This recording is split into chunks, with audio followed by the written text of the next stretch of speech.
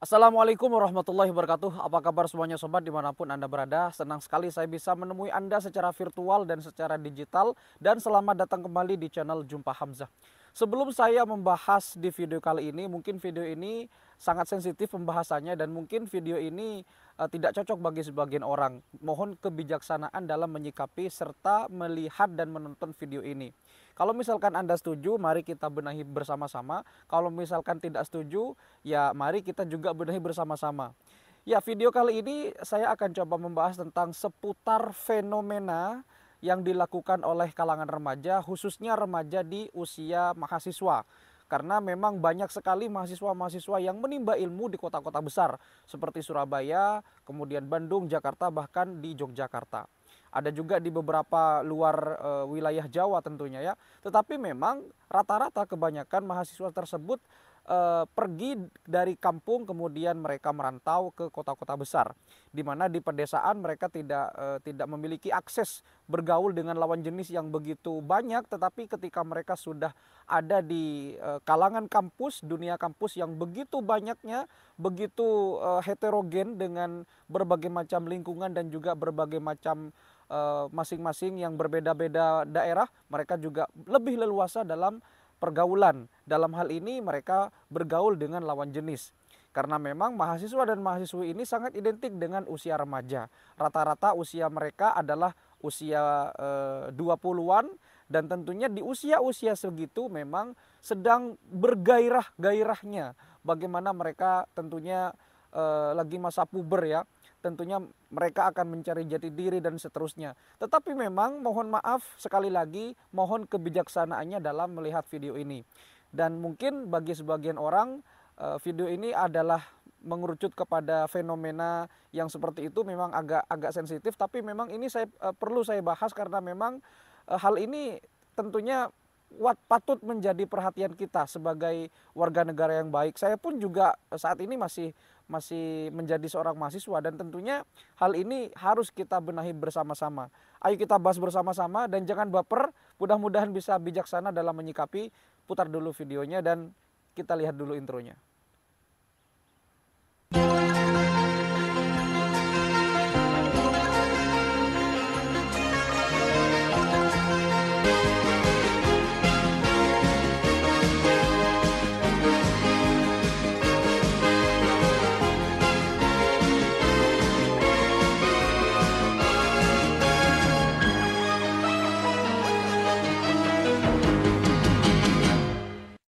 Menjadi seorang mahasiswa tentunya merupakan sebuah impian yang sangat diidam-idamkan bagi mereka yang ingin melanjutkan ke level atau jenjang pendidikan yang lebih tinggi dari SMA. Banyak sekali perguruan-perguruan tinggi baik negeri hingga swasta yang sudah banyak berdiri di kota-kota besar bahkan di beberapa pedesaan.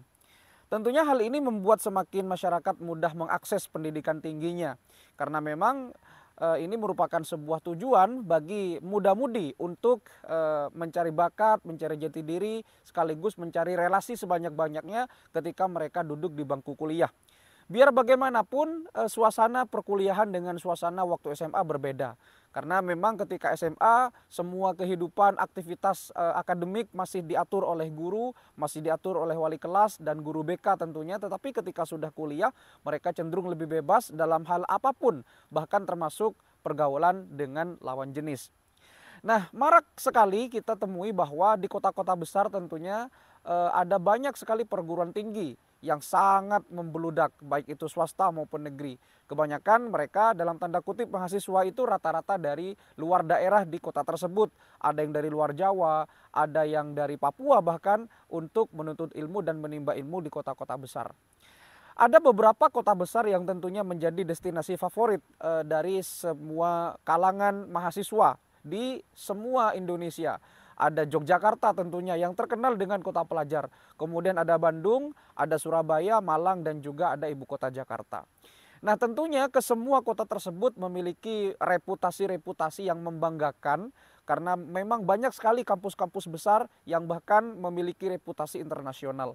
Tetapi memang di balik semua itu, di balik di balik prestasi yang gemilang seperti itu, ada beberapa fenomena yang tentunya sangat riskan dan sangat sensitif untuk dibahas, tetapi memang saya perlu untuk membahas hal ini karena memang ini menjadi tanggung jawab kita bersama demi moral yang lebih baik. Kita adalah bangsa Indonesia, bangsa yang bermoral, dan tentunya ini merupakan sebuah tanggung jawab kita bersama. Jadi begini, saya mohon maaf ya kepada para pemirsaku, para subscriberku, atau siapapun yang melihat video ini, mohon kebijaksanaannya dalam menanggapi, dan mari kita benahi bersama-sama, duduk bersama, kita cari solusi bersamanya seperti apa. Jadi begini, di tahun 2004 itu dulu waktu 2004 mungkin saya masih SMP ya. Tapi saya pernah baca bukunya beberapa bulan yang lalu. Saya kaget dan kagum sekali dengan buku tersebut. Buku tersebut berjudul Sex in the Coast yang ditulis oleh Ustadz Iip Wijayanto, asal kota Yogyakarta. Di buku tersebut menjelaskan, mungkin Anda sudah familiar yang pernah membaca buku tersebut ya.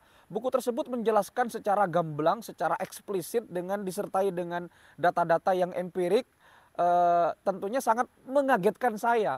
Buku tersebut menceritakan bagaimana kehidupan seksualitas di kalangan kaum terpelajar yang biasanya, mohon maaf, dilakukan di kos-kosan atau yang sejenis dengan kos-kosan.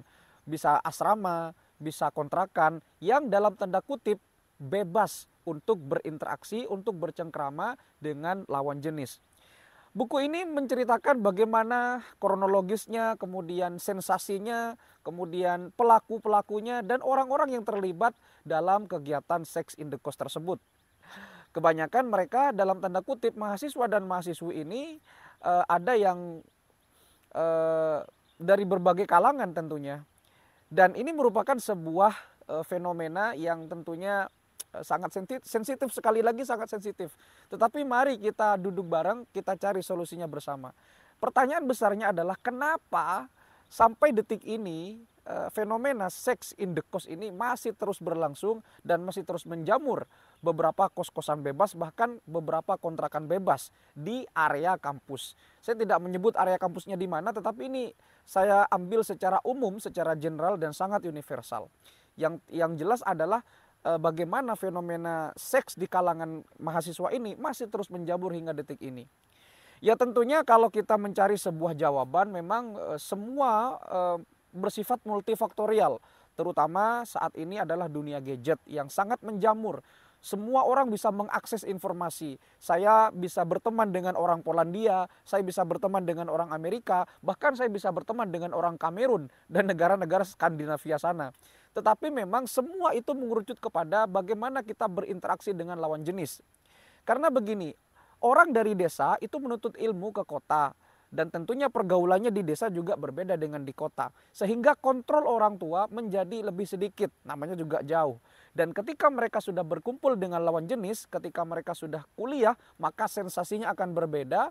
Karena mereka akan menemukan sebuah suasana belajar yang mengasyikkan. Kemudian mereka bisa berinteraksi satu sama lain tanpa ada larangan. Ya mungkin kalau ada larangan hanya sebatas teguran, hanya sebatas peringatan, dan lain sebagainya. Setelah itu mereka akan bebas berkeliaran kemana-mana, bahkan berduaan di mana-mana. Oke, jadi begini. Dalam buku Sex in the Coast tersebut ada sebuah data yang sangat mencengangkan bahwa menurut buku tersebut ya, entah ini benar atau tidak datanya, hampir 97% ya, hampir 97% mahasiswi di buku tersebut ya, di buku tersebut di tahun 2004 itu mengatakan bahwa tidak lagi virginitas. Jadi mereka sudah kehilangan perawan. Keperawanannya sudah hilang. Sebanyak 97%. Entah ini benar atau tidak datanya, silakan Anda baca bukunya kembali. Dan ini berlokasi di kota yang ditulis oleh Iip Wijayanto tersebut ya. Ya saya tidak apa ya. Saya sebetulnya tidak skeptis dengan hal ini karena memang ini terjadi bukan hanya di kota besar saja, bahkan di beberapa daerah-daerah juga terjadi yang seperti ini. Jadi apa penyebabnya? Tentu yang dulu tahun 2004 adalah minimnya pengawasan orang tua. Ya, minimnya pengawasan orang tua. Tetapi kalau kita mengerucut kepada fenomena di zaman sekarang, tentu salah satu faktornya adalah gadget. Sekarang ini berhubungan seksualitas tidak hanya secara langsung ya, atau secara direct, indirect pun juga bisa, secara tidak langsung juga bisa. Bagaimana caranya?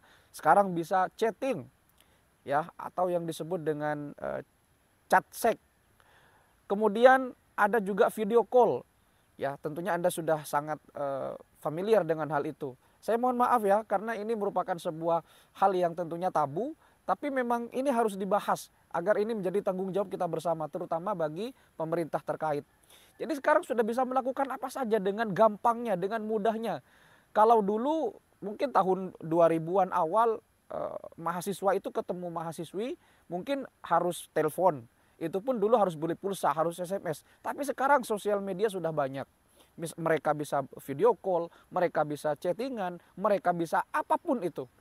Ketika kita video call dengan seseorang, dalam tanda kutip adalah lawan jenis, maka kita bisa ngapain saja.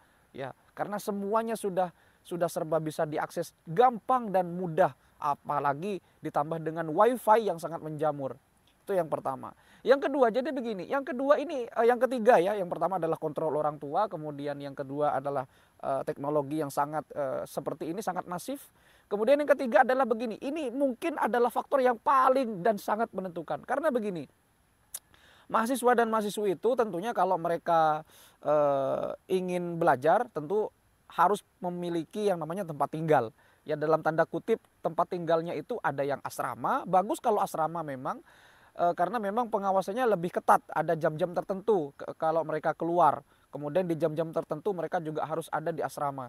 Kemudian yang kedua adalah kontrakan dan juga kos-kosan.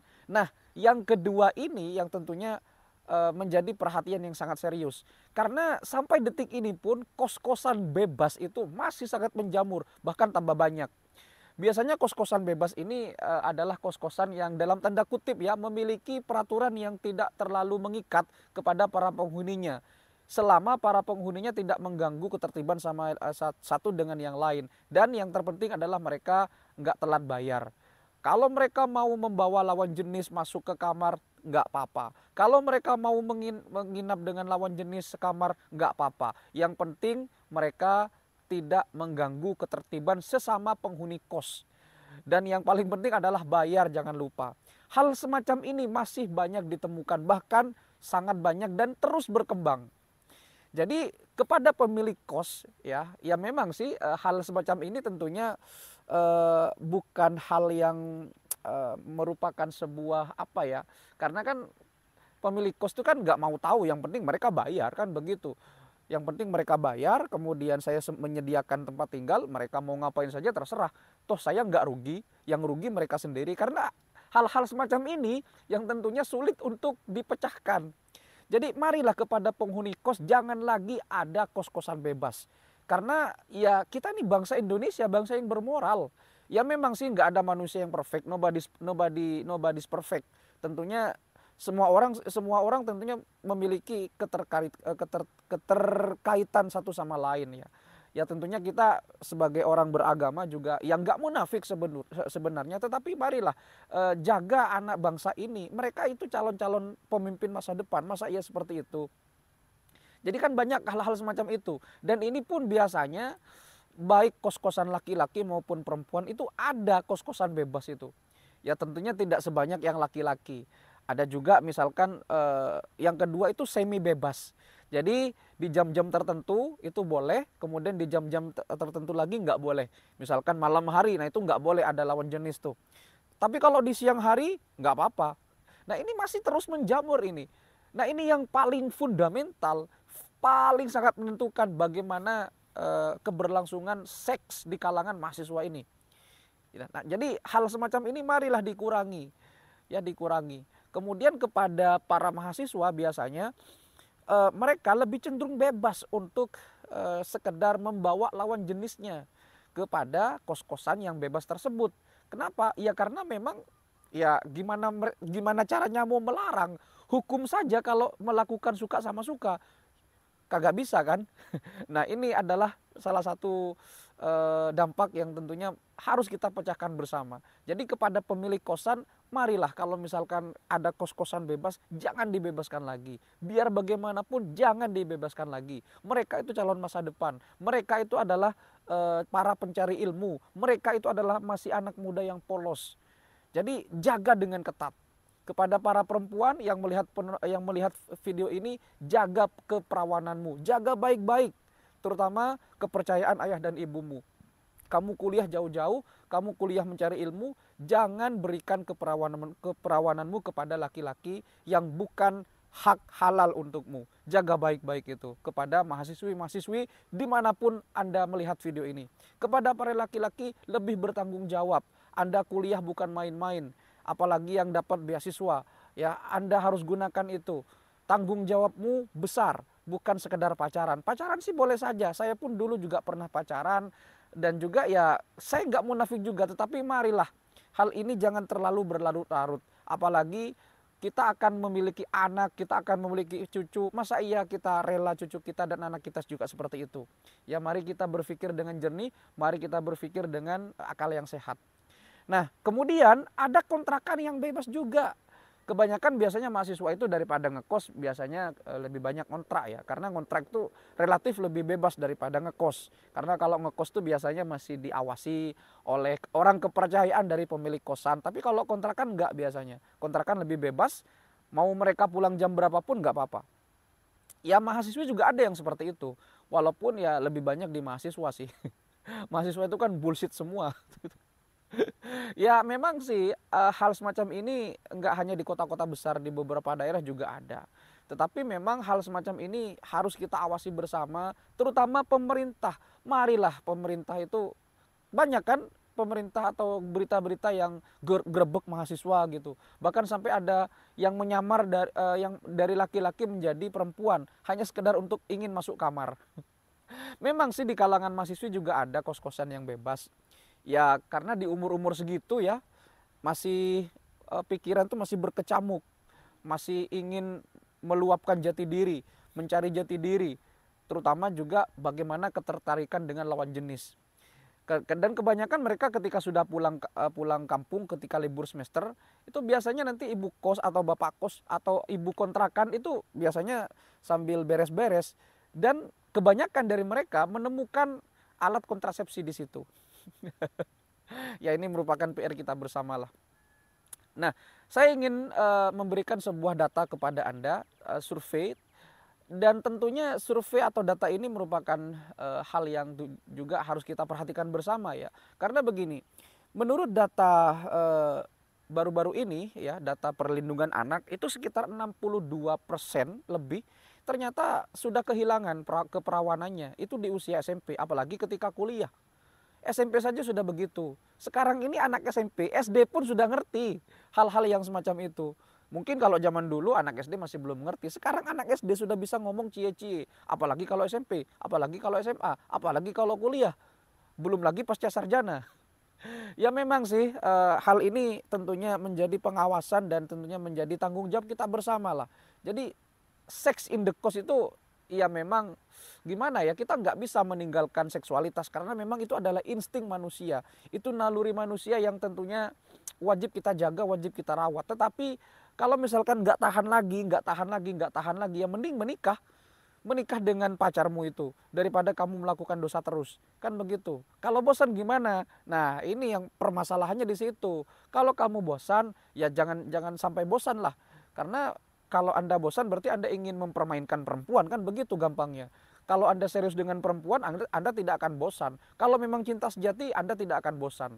Kan ada kata-kata yang begini, ini memang sebuah guyonan sih. Tapi dengan guyonan ini, kalimat ini menjadi kalimat yang tentunya menjadi perhatian bersama. Kalimatnya begini, misal ada pacaran satu sama yang lain, cowok cewek, ada masalah, nggak selesai duduk bareng, coba deh selesaikan dengan tidur bareng. Nah, guyonan semacam ini nih yang tentunya bisa membuat kita tuh kalang kabut untuk menyikapinya. Nah, ada beberapa catatan juga bahwa dari semua kota-kota yang tersebar di Indonesia, tentunya Pulau Jawa masih mendominasi sebagai kota terbebas. Ya, tentunya ada beberapa kota terbebas di Indonesia itu. Ya, salah satunya adalah Yogyakarta yang terkenal dengan mahasiswanya, kota pelajar, ada Bandung, ada Surabaya dan juga ibu kota Jakarta. Ya, memang sih ada beberapa juga kota-kota besar di pulau yang lain, tetapi tidak sebanyak di Pulau Jawa. Tentu hal ini merupakan sebuah hal yang miris ya, mengingat kita ini adalah mayoritas penduduk Muslim, kemudian kita ini adalah memegang teguh adat ketimuran, tapi masih saja kita menemukan hal-hal semacam itu. Masih saja kita menemukan hal-hal yang bersifat, mohon maaf, bersifat hubungan seksual di luar nikah yang dilakukan oleh para kaum terpelajar. Masih saja ada kos-kosan bebas yang berkeliaran dan bertambah banyak, sehingga ini mudah diakses oleh mahasiswa. Apalagi ada juga hotel-hotel yang tentunya tidak begitu ketat memberlakukan peraturan yang berlaku di sana. Yang penting bayar, masuk kamar, nggak apa-apa keluarnya. Kan ada hotel yang seperti itu. Jadi para pemilik hotel kalau misalkan ada mahasiswa atau siapapun belum suami istri belum sah, jangan dikasih masuk. Jangan dibiarkan sekamar bersama. Berapapun bayarannya. Karena kita ini bangsa yang bermartabat, bangsa yang menjunjung tinggi moral-moral bangsa. Jangan seperti itu. Jangan membantu merusak mereka ya. Mari kita benahi bersama. Kita benahi bersama, duduk bareng kepada para pemilik kos. Jangan lagi ada istilah kos-kosan bebas. Jangan lagi ada istilah kontrakan bebas. Kasih security 24 jam. Ya, berikan mereka perlindungan serta proteksi yang baik. Ketika mereka ngekos di tempat Anda, berarti mereka sudah percaya bahwa tempat tinggal ini adalah tempat tinggal yang paling aman. Mereka jauh dari orang tua, Anda juga punya anak, Anda juga punya keluarga. Jaga mereka baik-baik, jangan biarkan lawan jenis masuk. Dengan Anda melakukan ini, Anda adalah orang yang bagus, orang yang hebat karena menolong orang tuanya. Seperti itu. Jangan lagi ada kontrakan bebas kepada para pemilik kontrakan yang mungkin sibuk, mungkin memiliki kontrakan yang banyak, atau mungkin nggak mau tahu dengan apa yang mereka lakukan, bayar orang untuk menjaga mereka. Yang bayar pun juga jaga mereka baik-baik. Jangan mau disogok oleh mahasiswa. Dikasih rokok 2 bungkus udah selesai. Jangan seperti itu. Dan yang terakhir kepada para mahasiswa dan mahasiswi, mari gunakan akal sehat. Ya, sayangi badan kita. Sayangi cita-cita kita. Ya, cinta itu tentunya dengan hal yang seperti itu berbanding terbalik. Kalau misalkan cinta dan nafsu selalu dihubung-hubungkan, maka hewan pun juga seperti itu. Kan begitu. Ya, saya juga orang biasa. Saya bukan siapa-siapa, saya bukan public figure, tapi saya ingin memberikan solusi kepada kita semua. Mari kita benahi bersama hal semacam ini. Biar bagaimanapun mahasiswa dan mahasiswi itu adalah kaum terpelajar, kaum intelektual. Mari jaga selalu, dan tentunya kita harus berbaiki diri untuk menjadi bangsa yang lebih baik, dan bangsa Indonesia menjadi bangsa yang bisa bersaing dan memiliki daya saing di semua kalangan dan bisa dikagumi oleh semua elemen masyarakat. Mudah-mudahan video ini bisa memberikan manfaat kepada Anda semuanya, dan mudah-mudahan tidak ada yang tersinggung. Tujuan saya membuat video ini adalah murni memberikan edukasi kepada Anda, memberikan edukasi kepada kita semua agar kita bisa terhindar dari yang namanya pergaulan bebas. Karena efeknya juga akan sangat besar. Kenikmatan hanya sesaat, hanya sensasi belaka, tapi ke belakangnya kita tidak tahu bagaimana dampaknya. Apalagi ada penyakit yang menular seperti penyakit kelamin, HIV dan seterusnya. Sayangi badanmu, sayangi cita-citamu, dan mari kita menjadi lebih baik lagi. Terima kasih sudah menyimak. Kalau misalkan ada kata-kata ataupun ada keterangan yang kurang lengkap, ada kata-kata singgungan, mari kita benahi bersama. Kritik dan saran tetap saya tunggu di kolom komentar. Terima kasih sudah menyimak. Mudah-mudahan bijaksana dalam menyikapi video ini. Sampai jumpa di video berikutnya. Wassalamualaikum warahmatullahi wabarakatuh.